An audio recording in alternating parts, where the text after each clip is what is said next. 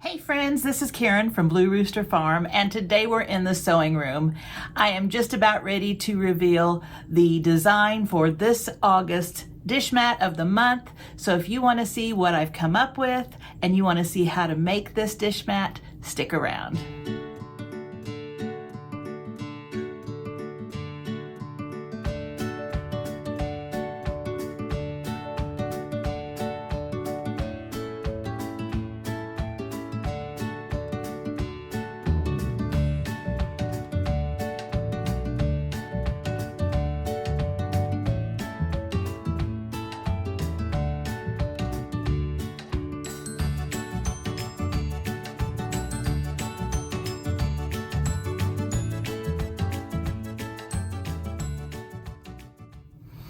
All right, so I know I've had several people waiting patiently for the August dish mat, and I know that there's been lots of suggestions of what I could put on it, and here is what I've decided on, and I think you're gonna like it. So I came up with this design. What do you think? We have our beehive, we have our honeybees. I think it turned out really cute. I'll tell you all about the fabric that I used and give you all the hints and suggestions to make yours. But I hope you like this, and I hope you make one of your own. So here is the tutorial and how to make it. Hey everyone, can you believe it? July is almost over and August is about to be here. This summer has flown by this year.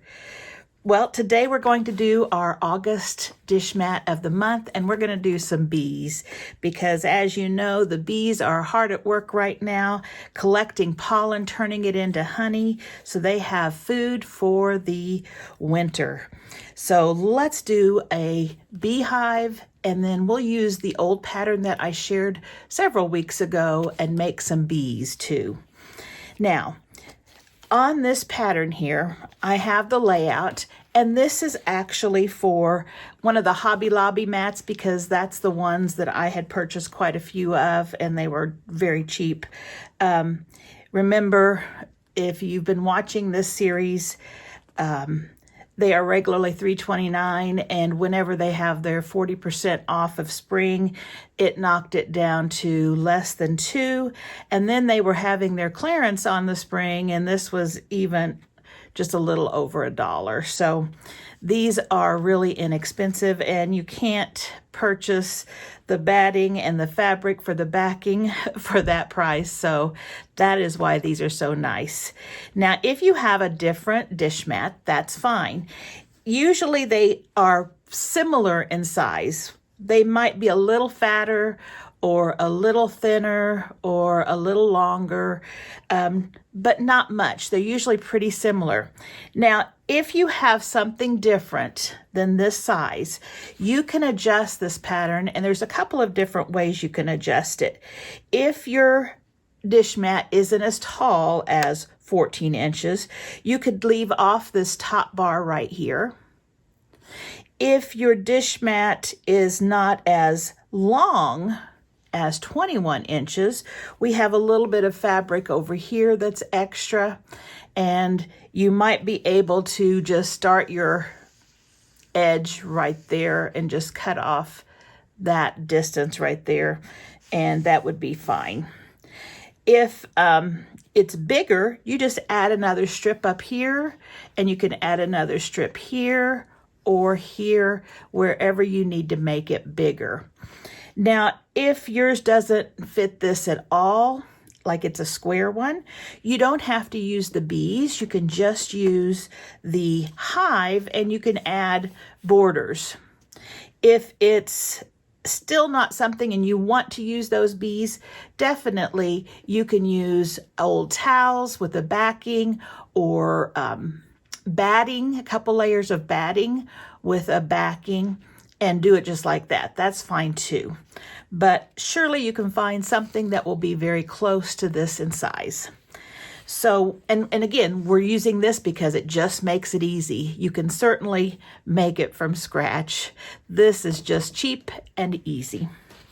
So I have on this block right here, or this dish mat, I have, instead of putting letters on this and having a cutting chart, I have just put the sizes on this because it's a little easier to explain which pieces go with which. And so I thought this layout would be a little more user-friendly. And so when we cut it out, instead of having our letter tile sitting on top of it, we are just going to lay it out like this on a cutting board or a design board, something so that it's just laid out to look like the beehive, and that will help us piece it together. Now, there are two ways for you to apply this block and all of these right here to your mat or your dish mat. You can go ahead and just piece this quilt block like you would a regular quilt block. And then you can place it on your mat and you can do some quilting, like quilting in the ditch or whatever you want to do for quilting to get it to adhere to this. Or, like I'm going to be doing it, we can do the Quilt-As-You-Go method, and that is where we just do these strips separately, and then we take our strips and we do them on the mat just like we've done in the past, where we line them up, sew them down, flip them over. And I'm going to be doing it that way. That way it will be a Quilt-As-You-Go method for this, and it will save me some time. So having said all of that, I will have the link for this in the description box below, and also I will add our honeybee block, and there is a video that shows how you put this together. I will see about putting maybe a QR code here or something, or I will put somewhere in my description box, I will put the video that goes with this. So if you look all the way down on your description box, you're going to have to click the word more, first of all, underneath your video, and that opens up that description box. Then all the way down, you're going to see some videos, and they're actually pictures, and you click on the one that's the honeybee, and that's how you will make this honeybee if you haven't made that already. So let's get started. So let's take a look at the fabric that I'm going to be using for my dish mat. I have a collection of 10-inch square pieces by Beverly McAuliffe, I believe, and I'll put her name down here. I forgot if it's McAuliffe, exactly what the last name is, but she's of Flamingo Toes, that's her company. And this is a line of fabric that she made a couple of years ago. It might have been maybe 3 years ago. And we had received this mini 10-inch roll of fabric in our sew sampler quilt. And then about a year later, this roll right here, this junior roll, went on sale. And I picked up another one. That way I have a full roll. I had been thinking of making a bee and a honeycomb and a flower quilt, but I think I'll be using a little of it for this and then probably using it for something else too. It looks like I've got plenty of fabrics and I can always replenish some of those fabrics too. But I don't know the name of this line. I have lost my tag, I believe. So if I find it, I will put it right over here so that you'll know what the line is. It's no longer being printed, but I'm sure you could find some on Etsy. So let's take a look at some of the prints in here. It's all about bees. So we have pretty daisies. We have some honeycomb. We have some words, be you, honeybee, be happy. Some gingham, I love that. A pretty scroll design with bees on it. Some navy with the words. Oh, and this is really pretty. This one has the honeycomb, or I guess those would be hexagons. So we have the hexagons in the background, just some gold hexagons. And that might be a little bit of shininess to that. So that might be a little gold, I believe it is. And then we have our bees and our flowers. We also have some dots. And then this colorway, the mint or light blue, some more hive cells. Oh, and this is pretty, and this does have the gold. These little bees are gold flickered. Those are pretty. And then some scroll and bees in a different colorway. More hive cells, polka dots, again gold bees, blue gingham, dark blue, and here's that one in a blue that has the pretty hexagons on it. And those are the fabrics in the line. So I have 2 rolls of that. Then I just pulled from my stash. I think I'm going to use this for the background. I think this will work well for the background. And then there's a couple of cuts here that are a little bit bigger than 10 inches. This bottom base of our hive is 16.5 inches, and this block right here is 10.5 inches long. So I had just pulled out some fabrics that are coordinating. I'll find a yellow that would coordinate with some of these yellows here, and I've got some that I will pull out. So I will have to use something that's not in this design. So I've got all of my pieces. Now what I need to do is I am going to turn off the camera. I'm going to go to my cutting table and I'm going to cut all of these out. I'm also going to lay them out on a design board just like this. I'll also get my bees cut out, and I'll be making those bees off camera because you can go to my other video to see how the bees are made. We won't take any more time in this video. So I'll be back when this is all cut out, and I'll show you what I have. Before I get started, I just want to say that when I was showing this pattern earlier, I didn't realize that when I had adjusted the size and was putting this together, a lot of my numbers were cut off. So don't look at the numbers on that sheet that I'm showing you at the beginning of this video. I've corrected it now, and it's correct as long as this goes together fine, because this is what I cut off of. So just to let everybody know that the first paper had errors in it. And as I am making these patterns, a lot of times, you know, there's mistakes that might be made, and then I correct it as I go. And so the one that's going to be in the description box below in that link, that will be the correct one. So just to get that out of the way, let's go ahead and start sewing. The first thing we're going to do is we're going to put the snowballed corners on all the edges of our hive. And there's a corner on the outside edge of every block. So you've got a corner here, here, here, here, here, here, and then all the way back up. There are no inside corners like on these split blocks. Those corners are going to be going on the opening, and they'll be using a different fabric. So we'll do those in a minute. Right now, what I'm going to do is let's just start with the top one. And these are just our little corner blocks. And we are going to do what we call snowballing. And we also call this stitch and flip, where you stitch it down and then you flip it back.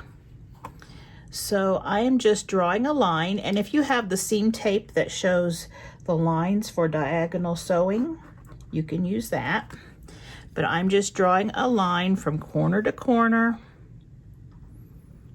so that I can draw directly on that line. When I'm doing these videos, I keep forgetting that I have new viewers all the time. And you know, I feel like I'm repeating myself, but we've got viewers that are starting to watch now, and so I just want to make sure it's clear for them too. So I've got right sides together. I have my diagonal lines going this way. I'm going to my sewing machine, and I'm going to start right here at this corner, stitch directly on that line, pick up my presser foot, but don't cut my thread, come over here, put my needle down, and finish this line right here, okay? Then I'll take it off and I'll bring it back and show you what we have. So here is what I have, and I just need to cut that thread that's between those two blocks so it lays nice and flat. Now we need to flip back these corners, and they need to be able to cover up the fabric behind them so that we know that they are on there straight. Let's try this one.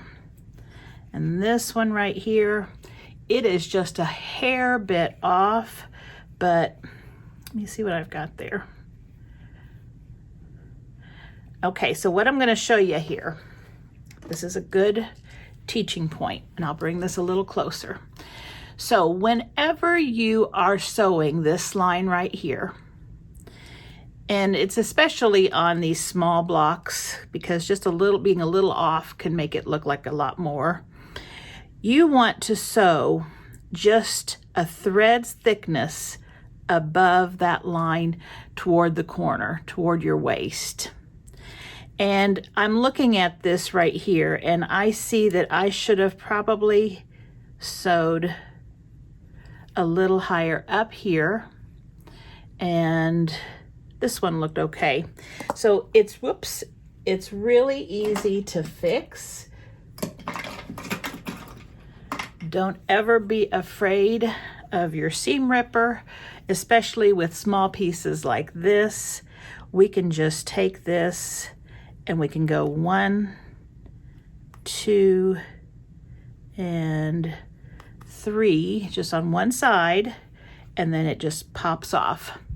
And then I'm just going to take the little fuzzies or the little thread pieces out of the top piece, and then underneath all of those, that thread is one piece. So you can just pull it off. Now I'm going to see if I can get this lined up a little better. I'm going to give this a little bit of heat because this is a friction pin. It will take that diagonal line right off. Just like that. So now let's line this up again, and let's see if I can draw a straight line from corner to corner.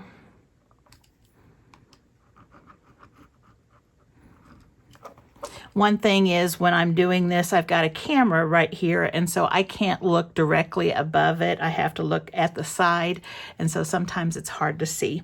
But so now I have my line. It's going from corner to corner. Now I am going to sew, once I put this on here, make sure the edges are all even, and you can even put a pin in this if you are a beginner sewer. Don't be afraid to put a pin in it. Let me get a little one right there. Okay, so what I'm going to do when I sew, I am going to just go a thread's thickness. Actually, I'm just going to sew right beside that line toward the top of the corner, because this is all waste fabric, and if I do that, it will be plenty big, because sometimes that fold takes up fabric, and even if you have it right on that line, you're going to see the edges of the background fabric. And so if you stitch just right next to that line toward the top, toward the corner, it will help make it fit better. And the one that I had there would have worked without any problem, because a 1/4 inch seam would have covered it. But I want to show you, different techniques, so that if you do have some problems with these things, maybe, remembering to sew just to the top part of that stitch line will help you. So I'm going to stitch it, and we'll see if it works out this time. So there I have stitched it, and let's flip it back. And now it covers. So we can trim a 1/4 inch away that background fabric. Take that background corner off, and right there. And now I'm going to give that a press. All right, and there we have our first piece right up there. Now I want to do all of these. So what I'm going to do is I'm going to draw my lines. I'm going to go ahead and lay each of these out on this side.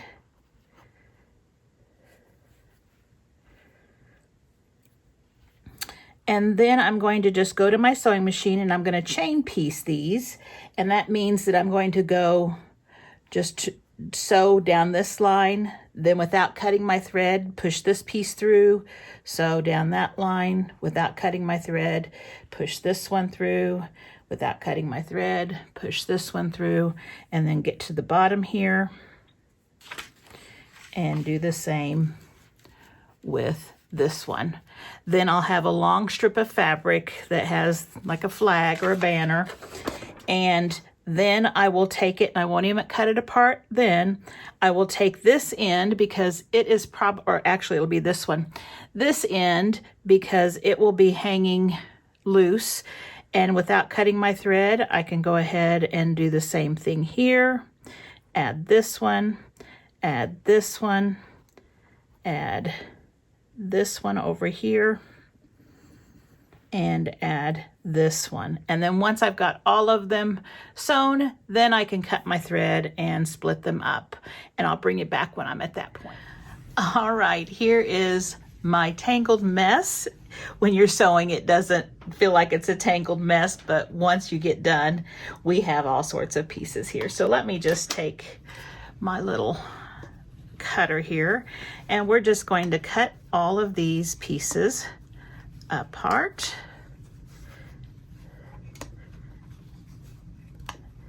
And this little thing right here is from Gypsy Quilter, but I think it was in a sew sampler box, and it's very handy. It uses some blades that are stored inside and cuts those threads when you have lots of projects like this. So let's put that there. All right, so now what we're going to do is we are going to take our blocks and we're going to flip them back, and we are going to make sure that they are fine. If not, we can pop them out and redo it. We're going to trim them off so that they're 1/4 inch away from that seam, and then give them a nice press. When I've got all mine done, I will bring you back.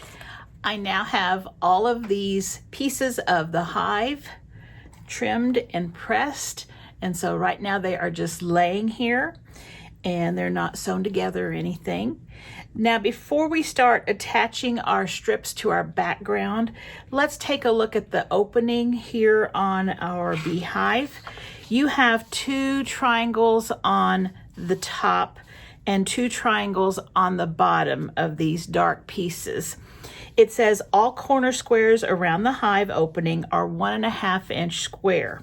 Now you need to use the fabric that is next to it. So since we're using this fabric for the hive, you need to make your 1.5 inch squares the same fabric.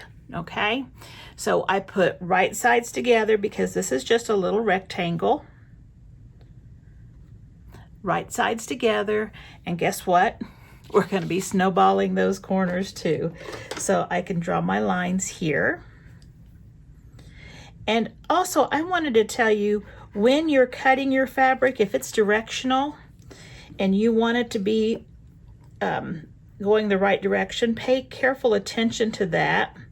And then also, once you have it cut, make sure you have it not flipped upside down. So like I have here, I have all my words and things the right way. If it doesn't matter to you, that's fine. Now, this one has words on it. If I had thought, I probably wouldn't have used it, but that's okay. We can make these corners go the right way. And I just have to do a little trial and error. I think it's upside down. Nope, sideways, I guess. So you can just hold it in place, yep, just like that. So you can just lay them down and then hold them in place and flip them back to see if they are going in the right direction. And now those are. So what I'm going to do is I'm going to go ahead and draw my diagonal lines on both of these squares. And then I'm going to take this to my sewing machine and do the same thing that we've been doing. I'm going to sew right on that line or right above that line so that I can flip them back. So remember, the 2 on the bottom hive go at the bottom.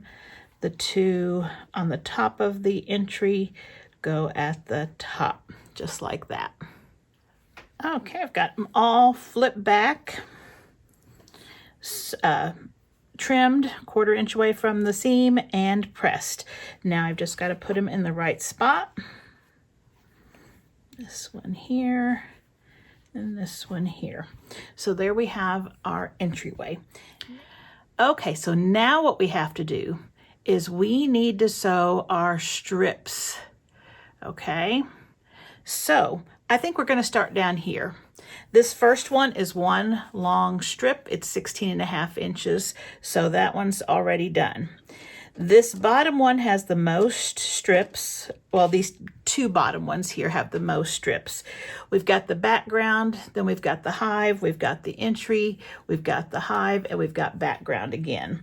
So all we're doing is putting them together, right sides together, and I'll just do it like this. I will sew 1/4 inch away from this edge, and at the same time, I will do this one 1/4 inch away. Once I have those two done, I will flip this piece and put it right here, sew it 1/4 inch away, then open it back up and do the same with this one and 1/4 inch away from that edge. And when I get that done, I will have one long strip. So I'll do the same with this, and then these are just 3 pieces going together, so they're a little easier.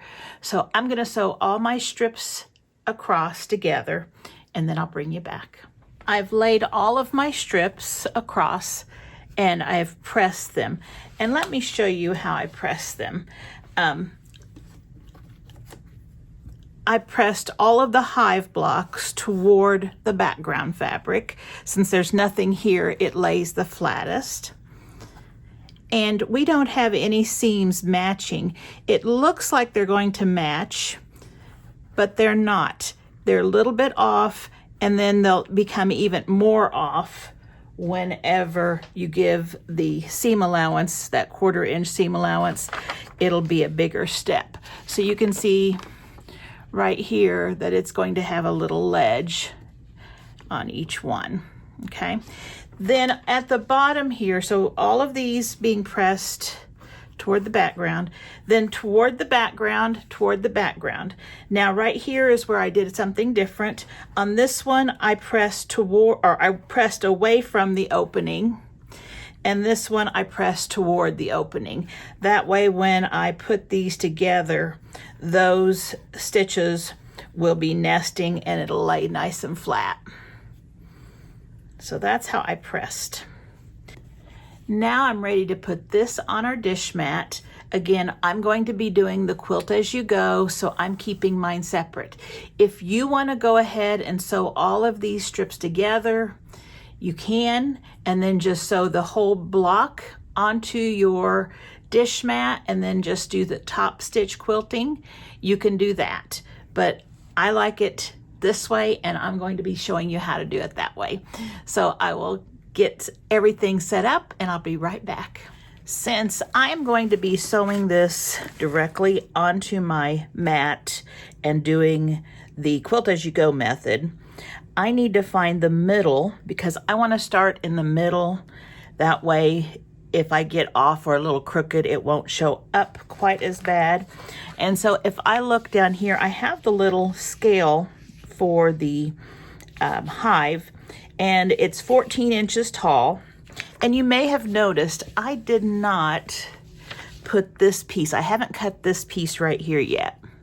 And the reason is I'm gonna wait until I see if I need to make it bigger, and then if I need to make it bigger, I can cut it a little bigger. But I do have this bottom piece, and if this is not big enough, I can recut it.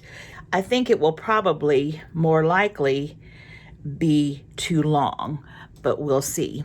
I hope it's too short because it would be nice to have, or just right, it would be nice to have enough of that showing.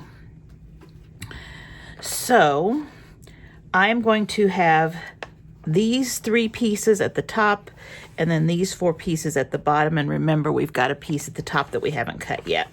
So this is where my middle is going to be. Now let's set this aside.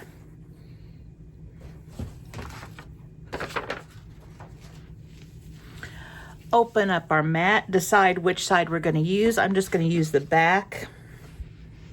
Cut off this tag.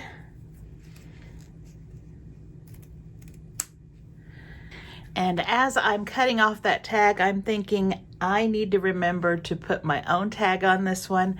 And if you'll remember on those tags that I shared, and I'll put the link right here and it'll be in the description box below, I did have a bumblebee.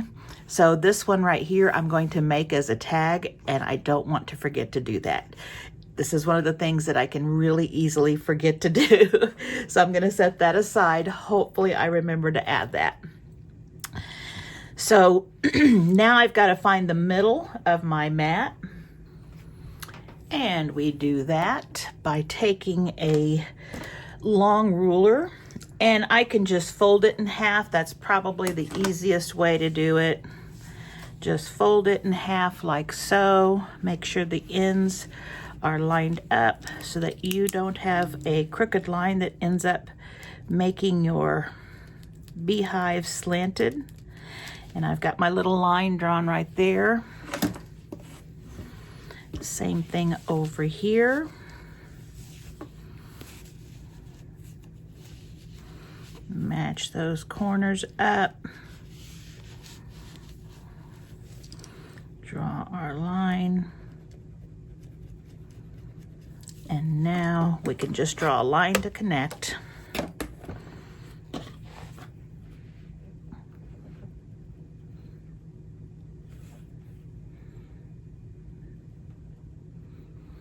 And my ruler is 6.5, so I can kind of make sure that I'm pretty much even down here as I draw. And I just need a dark enough line just to see to place this first piece of fabric, and that should do it right there. Okay, so I'm going to take these two pieces right here,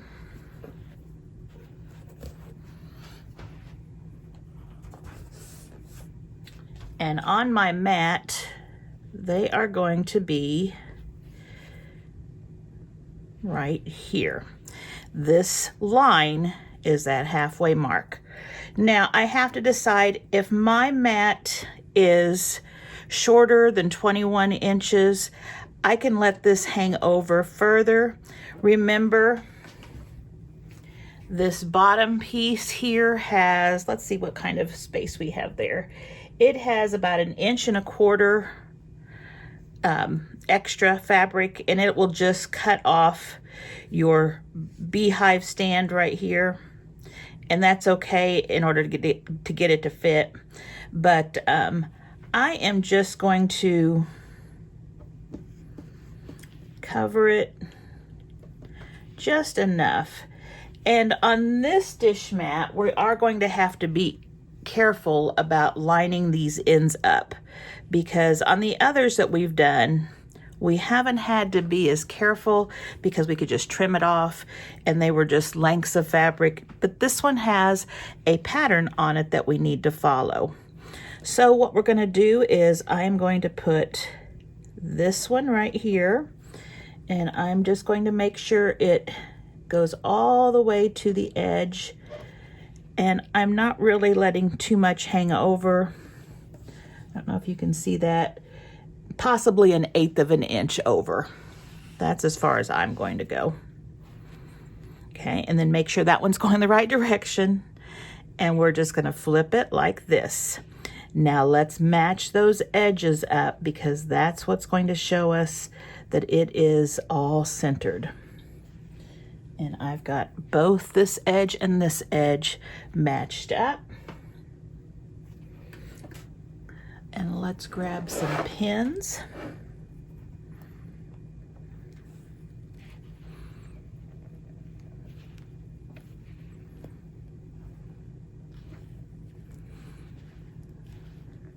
Now these seams are not matching up. Don't try to match up your seams. Match up these edges. As long as you cut accurately and you stitched 1/4 inch accurately, they should be fine. Now you might check when you have your blocks still laid out. You might check that all of your pieces are the same length. And if by chance they aren't, trim them to make sure they're matching the way that the beehive is. So you do want all the edges to match. Okay, I'm going to take this to my sewing machine. I'm going to sew 1/4 inch, and I'm actually going to start a little bit out here and 1/4 inch all the way across and go off my mat. Okay, everyone, I'm bringing you back because as I sat down to sew this, I just realized that we are not sewing on this line. We are sewing 1/4 inch away if we have these edges to this. And normally it's not a big deal at all, but 1/4 inch for the top and the bottom being off that much may mess up this pattern. It may not, but because this block is a 14 inch tall block, I'm going to go ahead and make sure that I get this in the right spot. And in order to do so like I said, if I have it like this and I flip this up, this edge is matching that line, but I'm not sewing on that edge. I'm sewing 1/4 inch away. So what I need to do is draw a line 1/4 inch away, but I'm going to draw it below it. And the reason I'm drawing it below it is because that's where I need to line my fabric up. That way, this line that I've already drawn is where I'm stitching. I hope that makes sense. And like I said, normally on these, we don't care if it's exactly in the middle. We like it to be close to the middle. But because this one is so exact on the measurements, I am going to put that second line, because this little 1/4 inch amount would have either taken off or added to the top, or taken off or added to the bottom. And since our pieces are pretty close, I'm going to try to keep it as accurate as possible. So now let's line these back up the way they are supposed to be. And we're using that lower line 1/4 inch below. And again, making sure it's nice and flat. And so this is going to go, whoops, there we go. I was going to do it wrong, wasn't I? Let's put the one at the top on there. So let's do that. Hang over like 1/8 inch, just barely. Just barely. Okay. Flatten it out good. This one goes there, it looks right. Line it directly up with that one right there.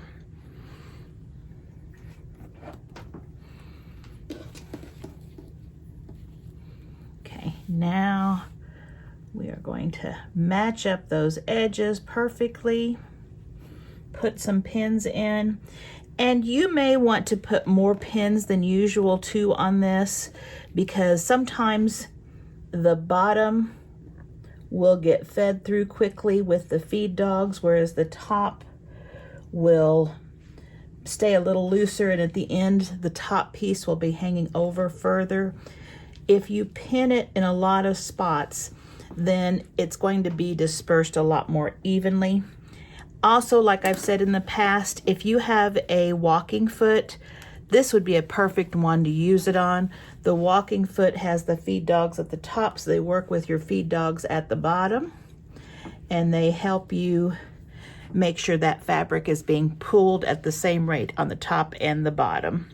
So now I'm going to be stitching this 1/4 inch away, and that will hit that middle line that we originally drew. Also, if you want, I recommend enlarging your stitch length, and mine is usually on, let's see, mine is usually on 2.4 for my sewing machine, and I'm gonna go up to 3 because this sewing machine will feed better, and it will make the seams a little more even. So I'm gonna do that, and we'll see if it works. And there we have the first one on.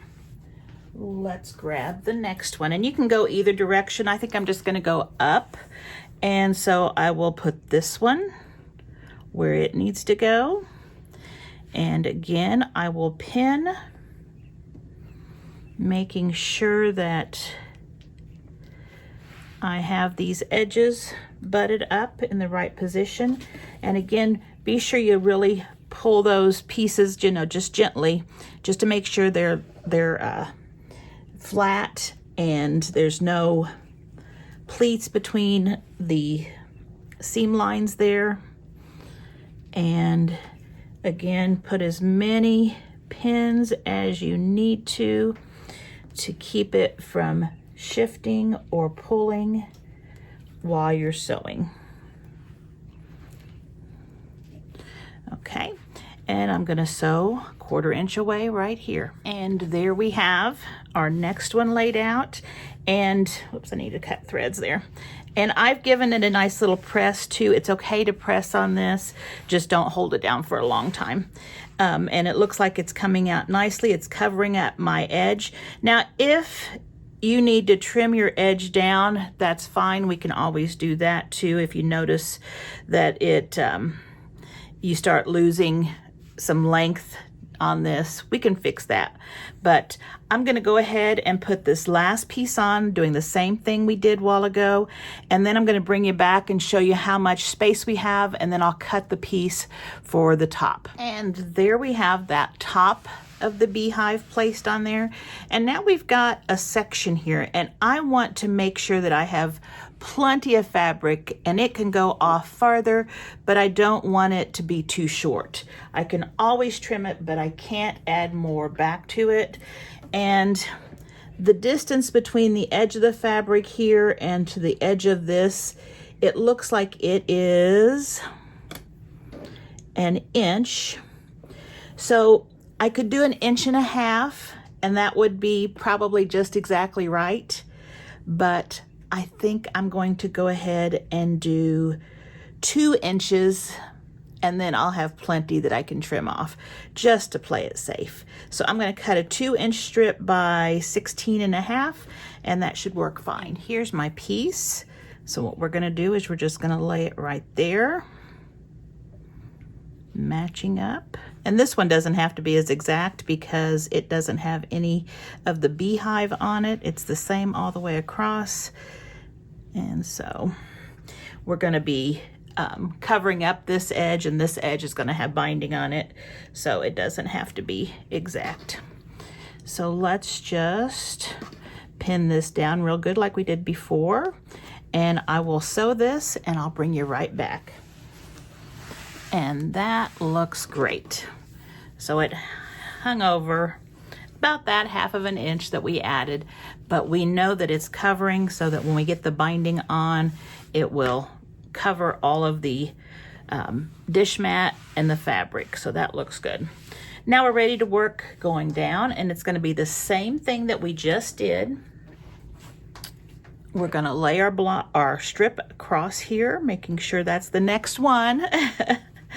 And then we are going to flip it, matching right sides together, and then match up those edges and sew 1/4 inch. So I'm going to work my way all the way down, and when I get done, I'll bring you back and we'll see where it ended up.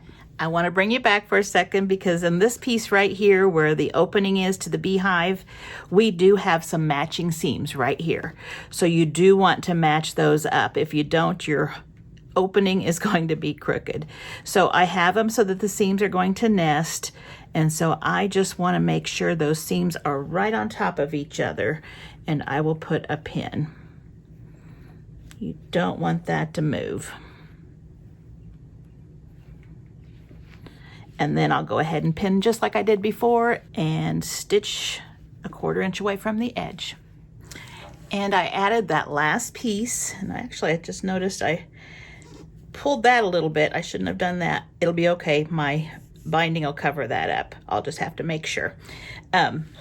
But I did the last piece with the size that I had measured, and it covered it up just perfectly. It did just go right to the edge, but it covers it nicely, so it's perfect. Now, I just want to share with you again, I know I've told you this before, when I make these dish mats, I haven't made this already. I'm making it for the first time with you guys. So I've always got my fingers crossed that everything's going to work out. And so far it has. I just design it on my EQ8 and then put it together right here with you. And I'm always a little nervous about my fabric choices because I don't know for sure what it's going to look like because I didn't plug in my fabric on EQ8. It takes a little bit of time to get the fabrics and all of that. So I don't do that, but I always wonder what it's going to look like once I get it sewed together. And I am really pleased. I love the colors. It just is so vibrant. And so don't think that I've done this already. I am working as I go. If there's something that doesn't work, I'll show you how I fix it and you'll be right here with me. But so far, everything's going great. Now let's talk about our bees. Now, I made these bees in a video that's been, probably over a month ago. And so I'll have the link to this pattern in the description box below. And you'll just need to go there to follow the directions on how to put it together. I will have the block pattern in the description box below so you can download it here. But if you want to see how it's put together, you'll have to watch the other video. Now, I have chosen these colors, and I think that looks really nice from the line. Since this line didn't have black, I chose the dark blue, and I thought that turned out really well.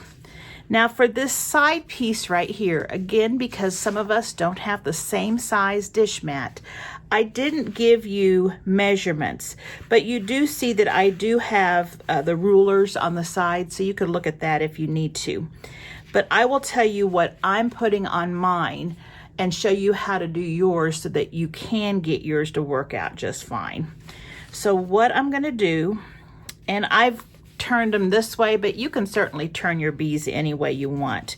In fact, you could have this one going toward the hive and this one leaving the hive, you know, anything like that, or them both leaving the hive. So whatever you like there. Now I do have a 2.5 inch by 4.5 inch piece because I think that's a good distance to keep my two bees away because I don't want them right up next to each other, okay?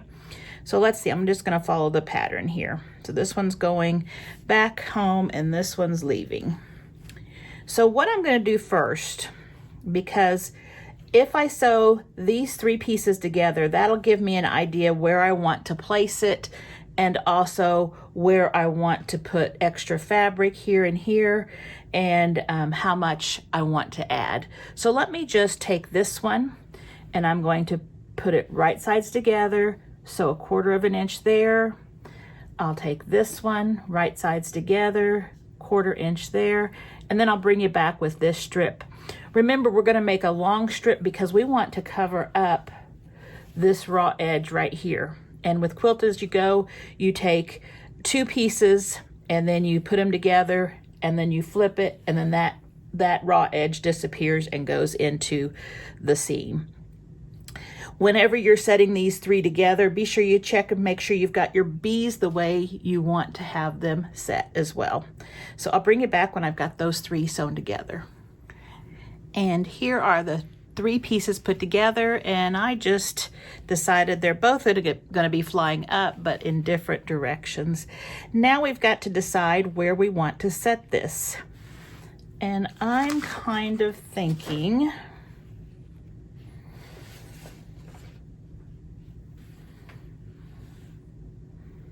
something like that. I think I like that. So you figure out how you like it. Now, as you see, I'm laying it further over here because I think I'm going to scoot those over and then I'm going to put a piece of fabric over here just to help with not cutting much of my bees off when I'm doing my binding. It'll be nicer if I can have a little fabric there and then my binding, which sometimes isn't exact on the edge, won't make it look kind of funny and part of the bees are missing. So I just need to figure out what size fabric I need for here and here. And again, this is all up to you. You can add however much you want. Let's see, this is about 1 inch up here. And so I think I'm just gonna go ahead and do what I did over here, add 2 inches up here. So I'm gonna cut a 2 inch by 4.5 inch piece. And down here, this is about 2 3/4. So I'm gonna go bigger and just do 3.5. So I'm gonna cut a 2 inch by 4.5 inch and a 3.5 by 4.5 inch. And there's my piece. And as you can see, it does hang over, and that's fine. I am fine with that. Now, I kind of think I'm going to let this seam stay the same. So I think I might just extend this out. That looks nice and neat there. So what I want to do now is, because as you see, this is coming right to the edge, and I do have it overlapped, you know, probably what it would be for that 1/4 inch. So I am going to draw a line, a straight line, 1/2 inch away. So I'm 1/2 inch away from this edge and this edge. I'm going to try lining up my seam lines on a ruler line, and that looks good, just to make sure this is going to be straight. Okay, this is 1/2 inch. That looks good. This is an erasable friction pin. It will erase with heat, but it will be covered up as well. Okay, that's where we want it. Now, before I sew this piece right there on that line, I want to make sure that I sew another piece here, because that is the reason we scooted this over, so that we will have a little bit of fabric over here. So I think I'll just, you know, I have a little bit of my strip from this piece up here. That was a 2 inch strip. I'm just gonna sew this on. It's way too big, but I can trim it down. So I'm just gonna sew this on, and I'm just gonna cut it the length that I need. Maybe a little bigger. So let me just sew. This is 2 inches, and again, it is bigger than what I'm gonna need, but I can trim it down. I'm gonna sew it right sides together, just like that, and a 1/4 inch away. All right, there's my piece.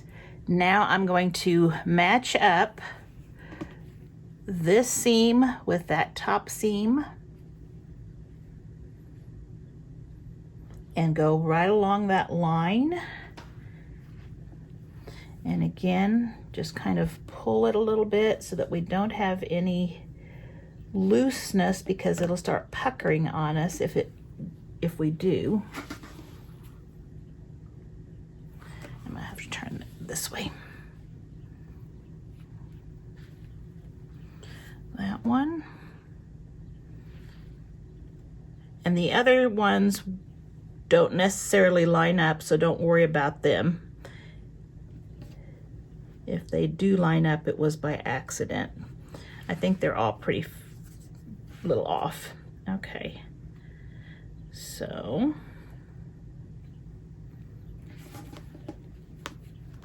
and I'm normally don't pull my fabric, you know, except on these dish mats, because when you're sewing that there's that softness and it kind of pulls them down, and so it's easier to get a piece that will sew on without puckering if it's pulled just a little bit, not much. I'm not stretching it, but just making sure that it is laying as flat as it can and keeping that on that line.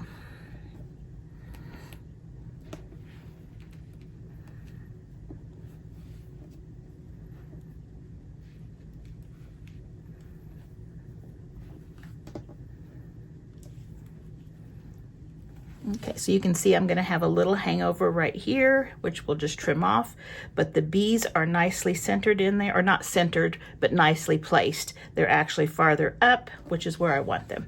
So I'm gonna sew this right 1/4 of an inch. So what I'll do is sew it 1/4 of an inch from this edge right here. So when you go to your sewing machine, let's see, it will need to go this way. Just put your 1/4 of an inch line right here, or it'll be the edge of my presser foot, and sew 1/4 of an inch away. All right, I've got it sewn down, and I haven't peeked yet because I want you to be here when we peek to see if it works. Cross our fingers. So we've got it sewn 1/4 of an inch away. Oh, perfect. We've got about that much distance right there between the edge and our bees. So that worked out perfect. I love it. Okay. Oh, what do you guys think? You liking that? I am. This fabric is kind of a grunge. It's not grunge, the brand. It's another brand, and I can't remember which fabric it is. But you can see that it's different colors in different places, so that kind of makes it look kind of neat too. But here's what I was worried about right here, and it looks like it looks fine. And then we'll have our binding over here, and so that should be fine. I don't see any problem with that. Okay, so what I want to do now is I'll probably put a couple of pins around the outside edges, and I'm just going to do a kind of a basting stitch, probably a shorter basting stitch, and just go like 1/8 of an inch or so around the edge. If you wanted to do a big basting stitch, you could, and you could go out further. You could do 1/2 of an inch and then pull those stitches out when you're all finished. But I think I'll just do it close to the edge. That way all of it will hold down and I won't have to worry. Now, if you want, I'm trying to think if I want to, you can stitch in the ditch right here. Now you will want to do that before you sew this down, because if there's any loose fabric, you want to be able to pull it out. So let me think, do I want to do that? I think I will stitch in the ditch just around the bee's body, the bee's wings, and the bee's head. So I'll do it here and here, and that'll make those kind of pop a little bit. So let me do that before I do the basting stitch around. So I'll get both of those things done, and then I'll bring you back when those are done. Now we have it all quilted down, and remember, when you quilt it, put a few pins in it so it holds it securely. And I originally was just going to go around the outside, but I thought if I go across the middle there too, then it really kind of pops out nicely, so I like the way that looks.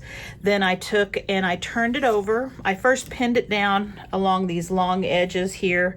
This one was okay since it had stitches. And then I just turned it around and I just stitched right on that binding stitch right there, and that gave me, I take some needles out here, that gave me a nice little basted edge so that I've got it all flat and it will be able to be bound really nicely. Now what I need to do is I need to trim it. So let me just grab this, and we're going to trim this, and I can just take and flip it over like this, grab my ruler, and just put it right up next to the edge.